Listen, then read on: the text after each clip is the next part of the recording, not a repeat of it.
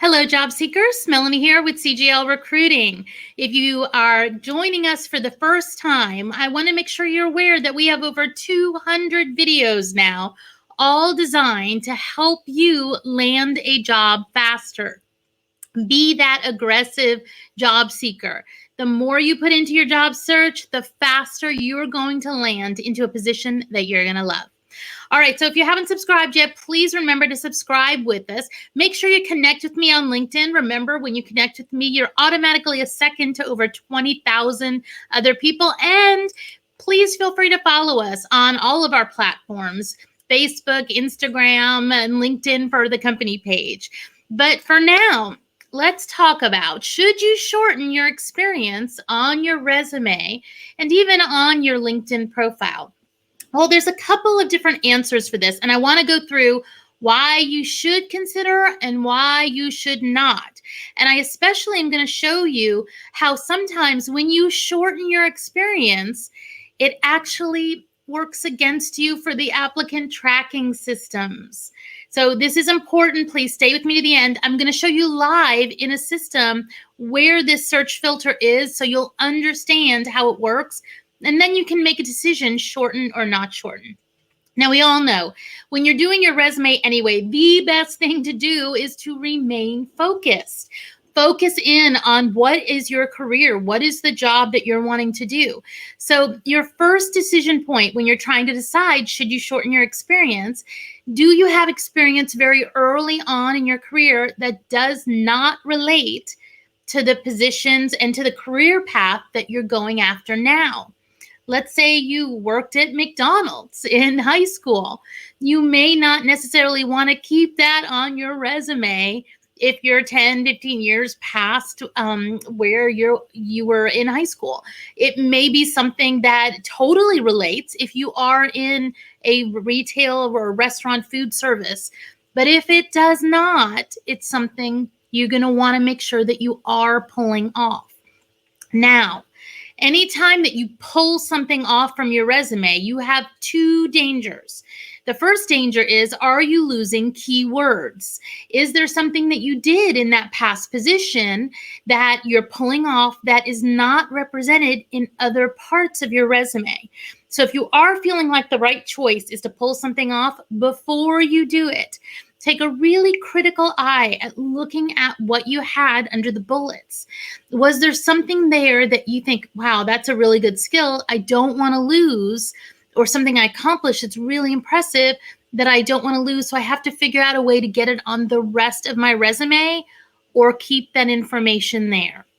It is a decision point. And I know a lot of people are being told age discrimination, pull off the data from your resume so you don't look, beyond a certain age. Well, it can backfire against you in this situation if you're pulling off data that you've lost some kind of keywords. But there's another reason why you need to be cautious before you pull off years of experience. And I'm talking more about the people who are specifically on the cusp of between 9 and 12, or between 15 and 20 years of experience, where that we see a lot on job descriptions that they're looking for somebody with 15 years or more experience. Well, how can this work against you? Let's take a look at LinkedIn Recruiter, which is an applicant tracking system like any other, and see how this can actually work against you.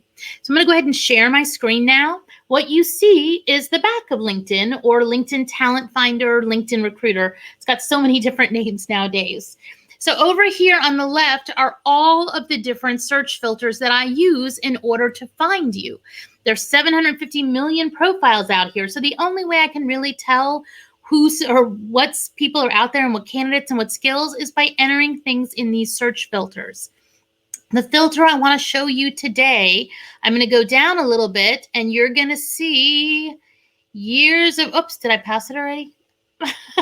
Oh, because it's not on this set. If I click on advanced search, which gives me more access to more of the different search filters that we have, you're going to see it come up as years of experience. See it there? Years of experience. When I hover over it, it goes years working in their field. Now, almost every applicant tracking system that I know has this field. It's called a little different sometimes. It's not always called, years in their field, but almost all of them have it in some way, shape, or form. So when they're looking for people that have at least 20 years experience in something, if you see that on the job description, there is a chance whoever is entering in the parameters to the applicant tracking system that they're going to enter and use this search. In that case, if you've reduced down your resume to only 10 years of experience, there is a chance there that you are going to fall out of the search. And we all know how Melanie feels about people falling out of the search. It's the thing I hate the most. I want you to get seen not just by the systems, but by the actual people. That's who's going to give you and offer you the job, right? So let's look a little bit more at how this works. So on this, when I go on to years working their field or years of experience, oh, well, I don't have any candidates in there yet. Oh, is it going to come up? There it is. So see how it gives me the opportunity to move this bar and decide, okay, I'm looking for somebody that's got over 20 years experience. Now, you see here, it's down to 58 million people, whereas when I had it all the way down here, it had 290 million people. Now, some people are probably thinking, why is that less than 750 million if there's 750 million profiles?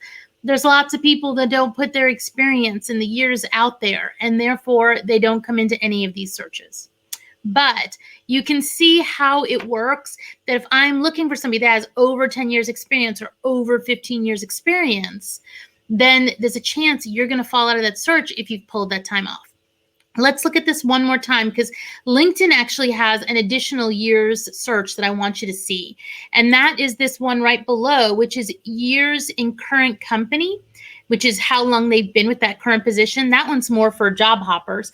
And the one below that, years working in their current position. Now, that sometimes, too, is used by recruiters when they're trying to make sure they don't get people that just landed. But for you, looking at your resume and cutting off data, the one that I'm concerned the most about is that years of experience. So if by cutting off that data, you're falling below one of those important gaps and you are looking for a senior level role, you need to give it some thought. Is it doing the best thing that you want it to do, or is there a chance that you're going to fall out of that search? All right, everyone, as always, I hope that this information was valuable to you. If you have other questions about how all these applicant tracking systems work, let me know. We've done lots of videos now trying to explain the different pieces. There's even one video on our site that has all of the LinkedIn Recruiter search filters available, so you can see all of them if you want to. It's pretty long. It's about a 45-minute video, but it is out there if you do want to take the time to go out and look at them. Don't forget to subscribe. Thanks for watching, and as always, I'll see you next time.